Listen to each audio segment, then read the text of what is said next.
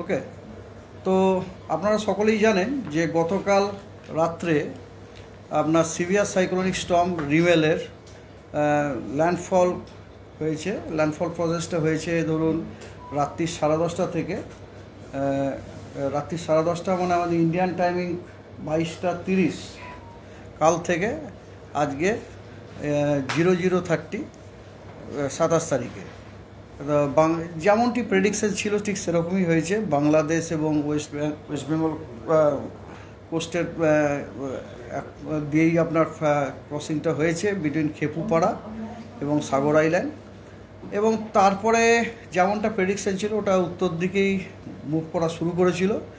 আজকে সকালবেলাতে মানে সকাল 5:30টাতে ওই সিস্টেমটি উইকেন্ড হয়ে যায় সাইক্লোনিক স্টর্মে থেকে। আপনারা জানেনও যে কোনো সাইক্লোনিক স্টর্ম জাতীয় মানে এরকম ধরনের সিস্টেম আফটার ল্যান্ডফল ও তার শক্তি হারায়। অ্যাকর্ডিংলি এখানেও ঠিক তাই হয়েছে, এরকম প্রেডিকশানটাও ছিল, শক্তি হারিয়েছে 5:30টাতে। এবং তারপরেও তার টুয়ার্ডস নর্থের দিকেই ওর জার্নিটা আপনার প্রেডিক্টেডও থাকে, ওটা মুভও করে ওই ডাইরেকশানে। এবং সকাল 11:30টার সময় সকাল 11:30টাতে আজকে আপনার সকাল 11:30টাতে এই সিস্টেমটাও আপনার সাইক্লোনিক স্টর্মই ছিল এবং এই সিস্টেমটি আপনার পজিশন হচ্ছে মঙ্গলার থেকে 65 কিলোমিটার নর্থ ওয়েস্টে, আর কলকাতা থেকে 100 কিলোমিটার পূর্বে, এবং ক্যানিং থেকে 100 কিলোমিটার উত্তর পূর্ব দিকে, এবং খেপুপাড়া থেকে 150 কিলোমিটার উত্তর পশ্চিম দিকে, এবং ঢাকা থেকে 150 কিলোমিটার দক্ষিণ পশ্চিম দিকে। এই ছিল এর পজিশন। ঠিক আছে, তাহলে গতকাল আপনার সিভিয়ার সাইক্লোনিক স্টর্মের ল্যান্ডফল হয়ে গেছে, হ্যাঁ, যেমনটা হট ছিল আর কি বাংলাদেশ কোস্ট এবং ওয়েস্ট বেঙ্গল কোস্টের মাঝখান ইয়েতে বিটুইন খেপুপাড়া এবং সাগর আইল্যান্ড। তারপরে নর্থের দিকে ফার্দার মুভমেন্ট হয়েছে এবং অ্যাজ ইউজুয়াল মুভমেন্ট হয়েছে, তার সাথে সাথে ওর শক্তিও ক্ষয় করেছে। শক্তি ক্ষয় করে সাইক্লোনিক স্টর্মে পরিণত হয়েছে এবং আজকে সকাল 5:30টাতে আমরা ওটাকে সাইক্লোনিক স্টর্ম রূপে পাই। তার একটা পজিশন ছিল, তারপর আবার তার উত্তর দিকেই গতিটা অব্যাহত থাকে এবং বেলা 11:30টায় আজকে পজিশন যেটা আপনাদের আমি বললাম। আর এর ফোরকাস্ট হচ্ছে মুভমেন্ট ফোরকাস্ট হচ্ছে এটা নর্থ ইস্টওয়ার্ডস ডাইরেকশানে যাবে। ঠিক আছে, এবং ইন্টেন্সিটি ফোরকাস্ট হচ্ছে এর ইন্টেন্সিটিটা গ্র্যাজুয়ালি কমবে এবং আজকে ইভিনিংয়ে এটির ডিপ ডিপ্রেশনে পরিণত হওয়ার কথা। তো এই হলো এর আপনার সিস্টেমটি সংক্রান্ত ব্যাপার, সিস্টেমটি এবং সিস্টেমটার মুভমেন্ট এবং সিস্টেমটার ইন্টেন্সিফিকেশনের ব্যাপারে ফোরকাস্ট আর কি। ঠিক আছে, তো এইবার এই সিস্টেমের জন্য যে ওয়েদার যেগুলো আছে সেগুলো আপনাদের বলি। সেটা হচ্ছে যে ওয়ার্নিং আছে আজকে আপনার হেভি টু ভেরি হেভি রেনফলের ওয়ার্নিং আছে এই সিস্টেমের জন্যেই। উত্তর এবং দক্ষিণ 24 পরগনা, হাওড়া, হুগলি, কলকাতা, নদিয়া, মুর্শিদাবাদ, মালদা, সাউথ দিনাজপুর, কোচবিহার, আলিপুরদুয়ার এবং জলপাইগুড়িতে, এগুলোতে সব কিন্তু অরেঞ্জ সতর্কবার্তা দেওয়া হয়েছে। দেখুন একটু ফারাক আপনারা দেখতে পাচ্ছেন, গতকাল যে আমাদের যে হায়েস্ট সতর্কবার্তা ছিল লাল, আজকে কিন্তু হায়েস্ট সতর্কবার্তাটা লাল নেই, আপনার অরেঞ্জ আছে। আর আপনার হলুদ সতর্কবার্তা দেওয়া হয়েছে আপনার হেভি রেনের, সেগুলো হচ্ছে east West Medinipur, east Bardhaman, Birbhum, Darjeeling এবং কালিম্পং। আগামীকাল সাউথ বেঙ্গলের জন্য কোনো সতর্কবার্তা নেই, কিন্তু নর্থ বেঙ্গলের জন্য সতর্কবার্তা আছে। অরেঞ্জ সতর্কবার্তা আছে আপনার হেভি টু ভেরি হেভি রেনফলের জন্য জলপাইগুড়ি, আলিপুরদুয়ার এবং কোচবিহারে, এবং হেভি রেনফলের জন্য আপনার সতর্কবার্তা আছে মানে ইয়েলো সতর্কবার্তা, সেটা হচ্ছে দার্জিলিং এবং কালিম্পং।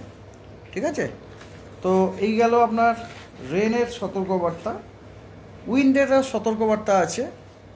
সেটা হচ্ছে সারফেস উইন্ড। আজকে কিন্তু পশ্চিমবঙ্গের সব জেলাতে সারফেস উইন্ড 40 থেকে 50 কিলোমিটার প্রতি ঘন্টাতে সতর্কবার্তা আছে।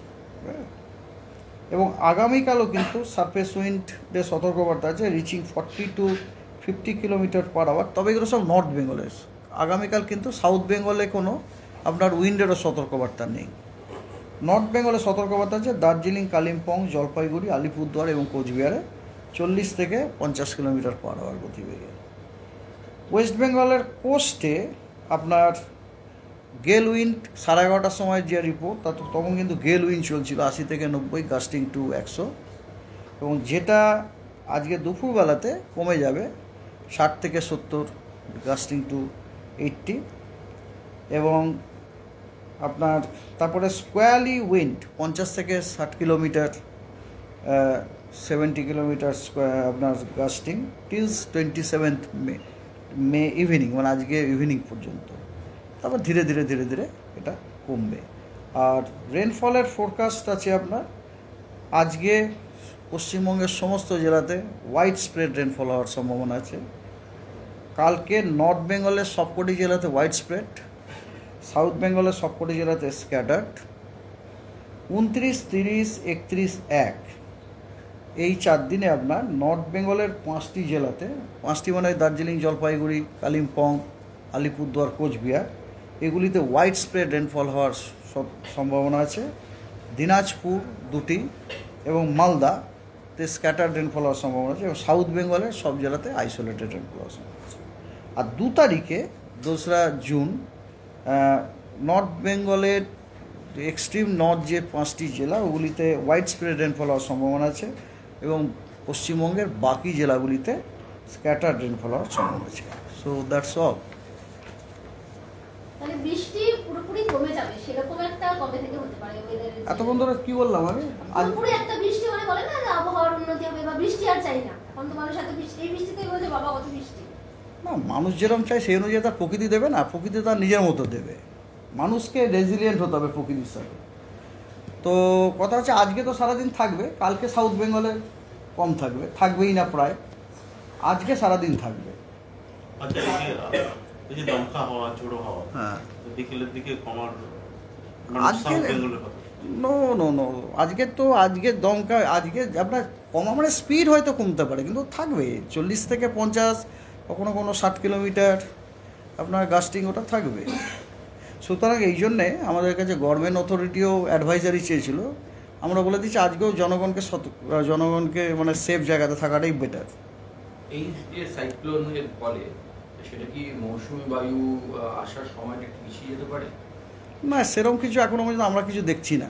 কারণ মৌসুমি বায়ু, এই সাইক্লোনটা যখন মুভ করছিল তখন কিন্তু মৌসুমি বায়ুও কিন্তু তার পেছন পেছন আসছে, কিন্তু এমন কিছু ওটা মৌসুম অ্যাসার সেরকম ইন্টারাকশান হয়নি আর কি।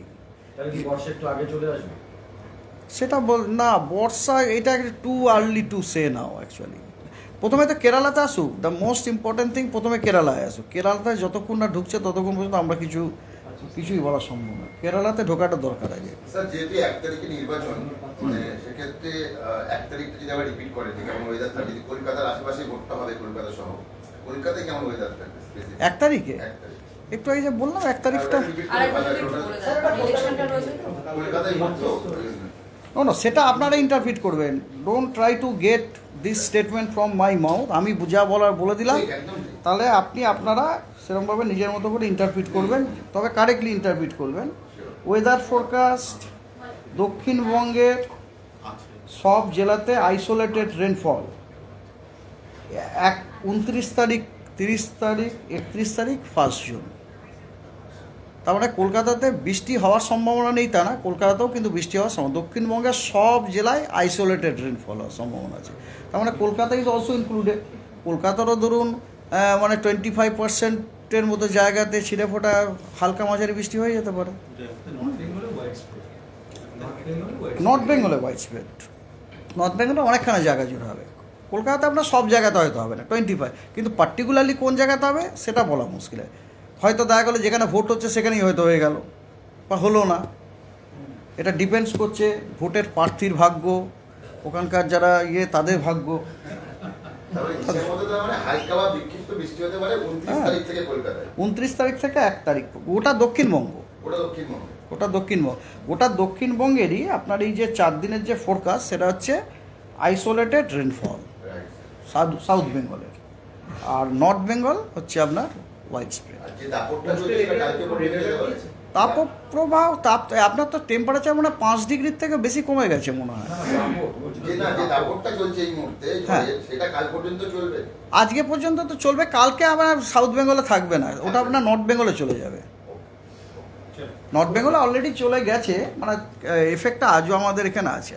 কালকে পরিষ্কার কলকাতার জন্য কি বলবেন? কলকাতার জন্য তো বললাম, কলকাতার জন্য আজকালের আমি যে বললাম যে কোস্টাল অ্যালার্ট এরিয়াতে, রেটটা নেই। কোস্টাল অ্যালার্টে আপনার পোর্ট ওয়ার্নিংটা আছে, আজকেও আছে, পোর্ট ওয়ার্নিংটা দেওয়া হয়েছে আজকেও। না, ওটা আপনি এক কাজ করবেন, আপনি এর কাছে যাবেন, আমাদের যে ডক্টর বিশ্বাস আছেন ওর কাছে যেতে পারেন, বা ডাব্লিউএসএ যেতে পারে ওয়েদার সেকশনে। কলকাতায় যে আমি বললাম, কলকাতাতে আজকে আপনার হেভি টু ভেরি হেভি রেনফলের সতর্কবার্তা দেওয়া আছে, এবং স্ট্রং উইন্ড 40 থেকে 50 কিলোমিটার, এটাও সতর্কবার্তা দেওয়া আছে কলকাতায়। কলকাতায় কালকে নেই, বিকেলের পর থেকে মোটামুটি পুরোটা পরিষ্কার হয়ে কালকে হ্যাঁ, কালকে থাকবে আপনার, পরিষ্কার থাকবে আর কি। মানে বলতে পারছি কাল থেকে কলকাতা পরিষ্কার আকাশ। হ্যাঁ, থাকার সম্ভাবনা আছে। না শুনুন, প্রকৃতি তার নিজের মতো চলবে, কবে কোথায় কে ভোট হচ্ছে না হচ্ছে, প্রকৃতি কাকে বদার করে ভাই? স্যার, কলকাতায় বৃষ্টিপাতের কতটা বৃষ্টিপাত হয়েছে কি না হয়েছে? কলকাতায় কতটা বৃষ্টিপাত হয়েছে, হ্যাঁ দাঁড়ান সেটা আপনাকে আমি জানাতে পারি, আমার কাছে একটা লিস্ট আছে। কলকাতায় আমাদের এই আলিপুরেই বেশ ভালো বৃষ্টি হয়েছে, তো জাস্ট 153 না কলকাতায়, হ্যাঁ কলকাতায়, হ্যাঁ মানে 15 সেন্টিমিটার। দাঁড়ান আমার কাছে আছে, দেখাচ্ছি।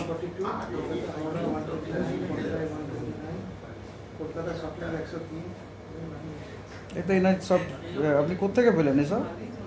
আচ্ছা, আপনাদের মিডিয়াতে দিয়েছিল তো মনে হয়, মিডিয়াতে তো শেয়ার করেছিল রেনফলটা, আপনারা দেখুন, আমার মনে হয় মিডিয়াতে শেয়ার করেছিল। লাইভ যেহেতু হচ্ছে, যদি একটু বলে দেন।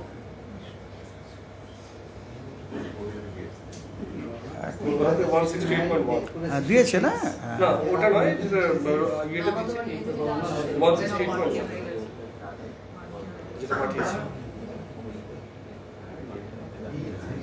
এখানে আসলে ইন্টারনেট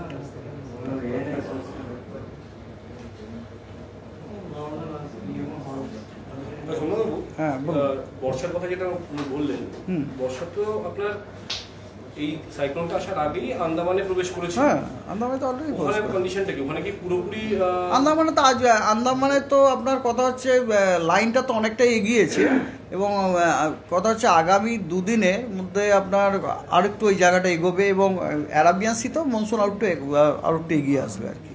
এবং কেরালাতে লেটাস সি, আমার মনে হয় 1 তারিখের মধ্যে হয়তো কেরালাতে হয়তো অনসেট করে যাবে। ঠিক আছে। Thank you sir.